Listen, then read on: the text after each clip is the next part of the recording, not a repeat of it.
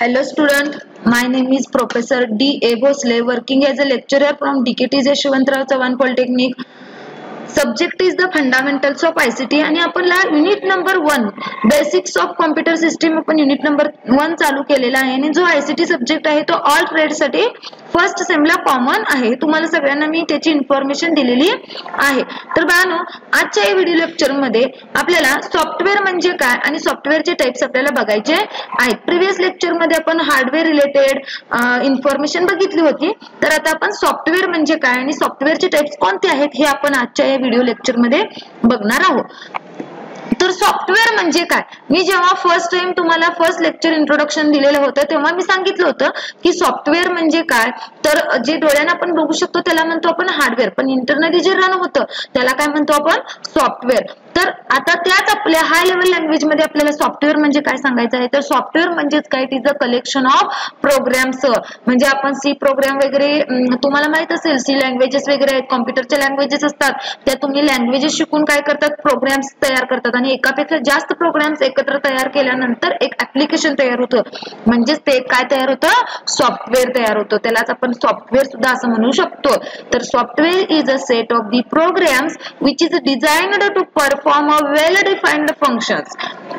A program is a sequence of instructions written to solve a particular problem. The software can be considered as the language of computer. Software ला आपण काय म्हणू शकतो, language of the computer. The software can be considered as a set of the instructions, programs that are used to execute any particular task. The user cannot touch the software but can see through the GUI. म्हणजे software user आपण जसं hardware एखादा device त्याला touch करू शकतो तसं आपण सॉफ्टवेअरला touch करू शकत नाही, पण त्याला बघू शकतो by using graphical user interface. The software can be considered as the variable part of the system, while the hardware can be considered as the invariable part of the system. Variable म्हणजेच काय, software मध्ये आपण प्रत्येक वेळी काहीतरी upgradation किंवा changes करू शकतो, अपडेट करू शकतो. तसं आपण हार्डवेअर एकदा तयार केलो की त्यामध्ये आपल्याला अपडेट करायचं असेल तर नवीन हार्डवेअर डिव्हाइस आपल्याला तयार करावा लागतो. पण सॉफ्टवेअर मध्ये आपण त्याच सॉफ्टवेअर मध्ये नवीन आपण इम्प्लिमेंटेशन करून अपडेट करू शकतो सॉफ्टवेअर. तर ह्या फॅसिलिटी सॉफ्टवेअर मध्ये प्रोव्हाइड झालेल्या आहेत. तर तुमच्या लक्षात आलं असेल की सॉफ्टवेअर म्हणजे काय. आता जेव्हा तुम्ही कॉम्प्युटर चालू करता तेव्हा बघा विंडोज ऑपरेटिंग सिस्टीम चालू होतो, विंडोज 7 वगैरे तुम्हाला नेम दिसतात. तर विंडोज ही काय आहे, ऑपरेटिंग सिस्टीम आहे. म्हणजे हे सुद्धा एक सॉफ्टवेअरच आहे जे कॉम्प्युटर चालू करण्यासाठी, कॉम्प्युटरचे जे डिव्हाइसेस कनेक्टेड आहेत ते रन होण्यासाठी आपल्याला ऑपरेटिंग सिस्टीमची गरज असते. तर ऑपरेटिंग सिस्टीम आपण इन्स्टॉल केल्यानंतर जे काही रिमेनिंग जे आपल्याला जे सॉफ्टवेअर लागतात ते आपण त्यावरती इन्स्टॉल करू शकतो. त्यामुळे सॉफ्टवेअरचे सुद्धा वेगवेगळे कॅटेगरीज आहेत. तर आता there are two types of the software, system software आणि ऍप्लिकेशन सॉफ्टवेअर. तर आता आपण सिस्टीम सॉफ्टवेअर म्हणजे काय आणि ऍप्लिकेशन सॉफ्टवेअर म्हणजे काय बघूया. तर सेम सॉफ्टवेअर म्हणजे सेम असणार, कलेक्शन ऑफ दी इन्स्ट्रक्शन्स किंवा collection of the programs to execute particular task. So system software म्हणजे काय, तर सिस्टीम रिलेटेड यूज करायचं आपल्याला. सिस्टीम साठी जे तयार केलेले असतात सॉफ्टवेअर त्याला म्हणायचं system software. The system software is a collection of programs designed to operate, control and extend the processing capabilities of the computer itself. म्हणजेच काय, तर सिस्टीम सॉफ्टवेअर म्हणजेच आपल्याला हे डिझाईन केले जातात की आपल्याला एखादा आपला जो कॉम्प्युटर आहे तो सिस्टीम रन करण्यासाठी, ऑपरेट करण्यासाठी आपण जे काही सॉफ्टवेअर तयार करतो त्याला म्हणायचं system software. System software is a generally prepared by the computer manufacturers. म्हणजे जिथं कॉम्प्युटर्स तयार होतात त्यांनीच काय करतात, हे सिस्टीम सॉफ्टवेअर डेव्हलप करतात. These software products of the programs written in low level languages, कारण हे लो लेवल लँग्वेजेस मध्येच लिहिले जातात, कारण तेच आपल्याला कॉम्प्युटरला काय करते, low level languages which interact with the hardware at very basic level. System software serves as the interface between hardware and the end user. System software हे काय आहे, इंटरमिजिएट आहे, म्हणजे हा दुवा आहे हार्डवेअर मधला आणि युजर मधला. म्हणजे बघा आता माझ्या समोर एक लॅपटॉप आहे, मी लॅपटॉप यूज करायला लागलेला आहे, म्हणजे तो एक डिव्हाइस झाला. आता कीबोर्ड आहे, कीबोर्ड मी यूज करायला लागले, कीबोर्ड इज द डिव्हाइस झालं ना. मग कीबोर्ड रन कधी होणार, त्याच्यावरती सॉफ्टवेअर सिस्टीम सॉफ्टवेअर असणार, तर आपण इथं कीबोर्ड टाईप करू शकतो आणि टाईप केल्यानंतर बघा त्या मॉनिटरवरती डिस्प्ले होतो, पण हे सगळं ऑपरेटिंग सिस्टीम एक्झिक्यूट करत असते. पण तेव्हा त्या आपल्याला म्हणजे एंड युजर कोण आहे तर युजर आणि हार्डवेअर ह्या दोघांच्या मधला जो दुवा आहे तो कोण आहे system software. Some examples of the system software म्हणजे सिस्टीम सॉफ्टवेअर हे वेगवेगळ्या प्रकारचे असतात. म्हणजे कोणते ऑपरेटिंग सिस्टीम आहे, कंपायलर आहे, इंटरप्रेटर आहे, असेंबलर आहे. आता ऑपरेटिंग सिस्टीम बघा बाळांनो, ऑपरेटिंग सिस्टीम म्हणजे तुम्ही विंडोजची ऑपरेटिंग सिस्टीम ऐकलात. आता मार्केटमध्ये विंडोज 10 वगैरे आपण यूज करतो. तर कंपायलर म्हणजे काय, कंपायलर म्हणजेच काय बाळांनो तर सी प्रोग्रामिंग वगैरे ज्या काही लँग्वेजेस असतात त्यांचा एक कंपायलर असतो. तर तो कंपायलर म्हणजेच काय, it is a special program that processes statements written in a particular programming language. जो सी मध्ये लिहिला असेल तर सी प्रोग्रामिंग लँग्वेज असतो, त्याचं कन्व्हर्जन तो काय करतो मशीन लँग्वेज मध्ये करतो कंपायलर. सो त्याच्यासाठी आपल्याला बघा आता मी सी प्रोग्रामचा कोड लिहिलाय सी लँग्वेज मधून, पण तो कन्वर्ट करणं गरजेचं आहे ना, कारण मशीन लेवलला काय करते लो लेवल लँग्वेज किंवा मशीनची लँग्वेज समजते.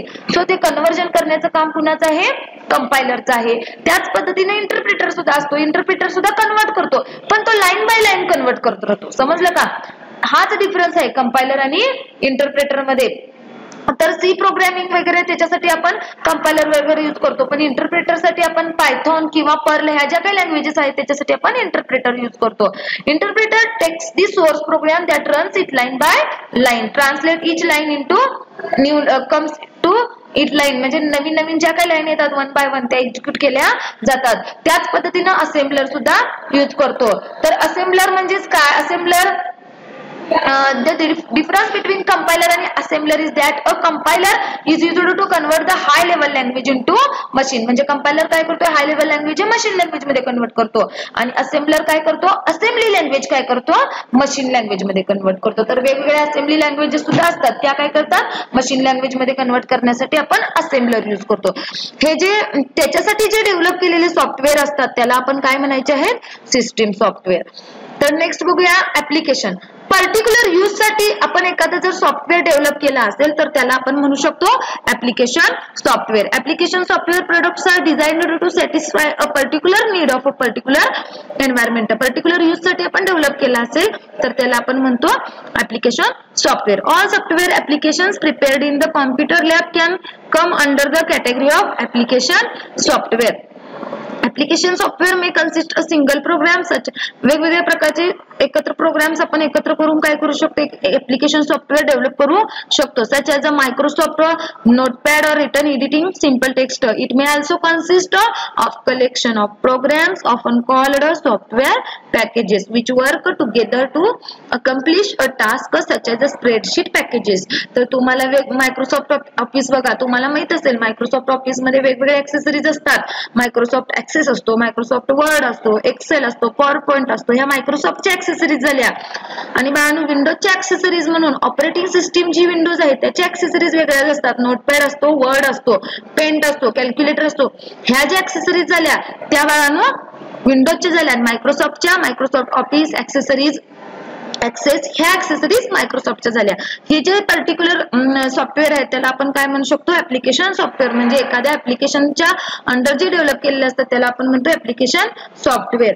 त्यानंतर त्याचे एक्झाम्पल्स आहेत स्टुडंट रेकॉर्ड सॉफ्टवेअर, म्हणजे एखादं तुम्ही स्टुडंट अटेंडन्स शीट भरण्यासाठी जे सॉफ्टवेअर डेव्हलप केलं जातं त्याला म्हणतात ते सुद्धा ऍप्लिकेशन सॉफ्टवेअर झालं. त्यानंतर इन्कम टॅक्स सॉफ्टवेअर, इन्कम ऑफिसमध्ये जे सॉफ्टवेअर यूज करतात ते सुद्धा ऍप्लिकेशन सॉफ्टवेअर झालं. Railway reservation software, Microsoft Office, त्यानंतर Microsoft Word, Excel, PowerPoint हे जे ऍप्लिकेशन्स आहेत त्याला आपण ऍप्लिकेशन सॉफ्टवेअर असं म्हणू शकतो.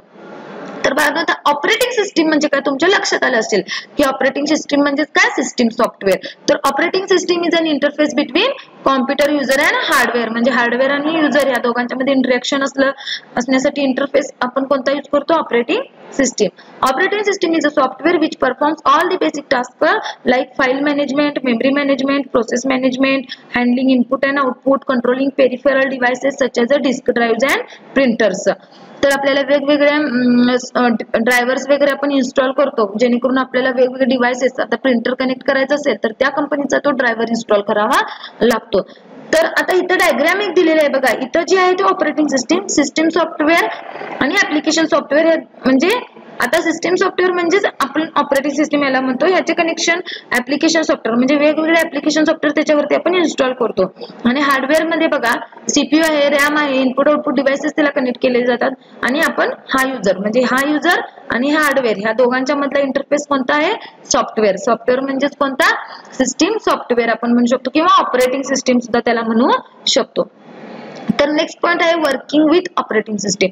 तर तुम्हाला ऑपरेटिंग सिस्टीमच्या ऍक्सेसरीज कोणत्या आणि त्यानंतर आता ऑपरेटिंग सिस्टीम कशा पद्धतीने वर्क होते हे मी तुम्हाला आता 1-2 मिनिटं दाखवणार आहे. ह्याच्यामध्ये तुम्हाला फक्त एक फाईल तयार करायची आहे, फाईल फोल्डर तयार करायचे आहेत, त्यानंतर फोल्डर कसे डिलीट करायचे, फोल्डर कसे सर्च करायचे हे बघायचे आहेत. तर मी आता तुम्हाला बघा इथं आता ही विंडोज 10 ऑपरेटिंग सिस्टीम आहे. तर तुम्ही इथं बाळांनो मायक्रोसॉफ्ट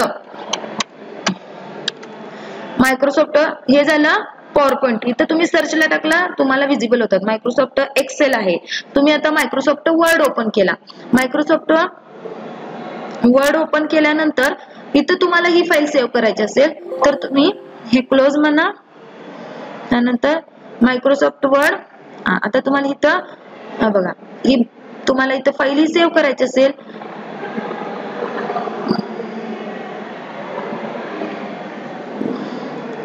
एक मिनिट. आता तुम्हाला एखादी फाईल ओपन करायची. आता मी इथं काय टाकलं? वर्ड टाकलेला आहे, मायक्रोसॉफ्ट वर्ड. आता इथं वर्ड ही फाईल आहे. तुम्ही याच्यावरती काहीतरी टाईप वगैरे केला. आता मी टाईप केलं डिकेटीज YCP. मी आता हे काय केलं? सेव्ह करणार असेल फाईल सेव्ह केली. लोकेशन विचारलं, मी डेस्कटॉपला दिली किंवा अदरवाईज तुम्हाला इथे ड्राईव्ह असतात. माय कॉम्प्युटर मध्ये इथं GH ड्राईव्ह असतात, त्याला सुद्धा तुम्ही सेव्ह करू शकता. मग मी आता इथं काय केलेलं आहे? डेस्कटॉपला फाईल सेव्ह केलेलं आहे. सेव्हला नेम दिलेलं आहे DKT YCP. मी इथून क्लोज केलं तर इथं ही जी तयार झाली डेस्कटॉपला DKT YCP दिसते का सगळ्यांना? ही झाली फाईल. मग तुम्हाला फोल्डर तयार करायचं असेल तर राईट क्लिक करू शकता, न्यू म्हणू शकता, ह्या फोल्डरला नेम देऊ शकता DKT आणि या फोल्डरला नेम दिला DKT. तुम्हाला या फोल्डरला रिनेम करायचं असेल राईट क्लिक करा, इथं रिनेम. मी रिनेम दिलं DKT YCP. ह्या पद्धतीने मी फोल्डर तयार केलं. आणि ही फाईल तुम्हाला त्यात कॉपी पेस्ट करायची असेल तर इथं तुम्ही कट पेस्ट करायची असेल तर कट करू शकता आणि इथं तुम्ही Ctrl+V किंवा तुम्ही पेस्ट राईट क्लिक करून पेस्ट सुद्धा करू शकता.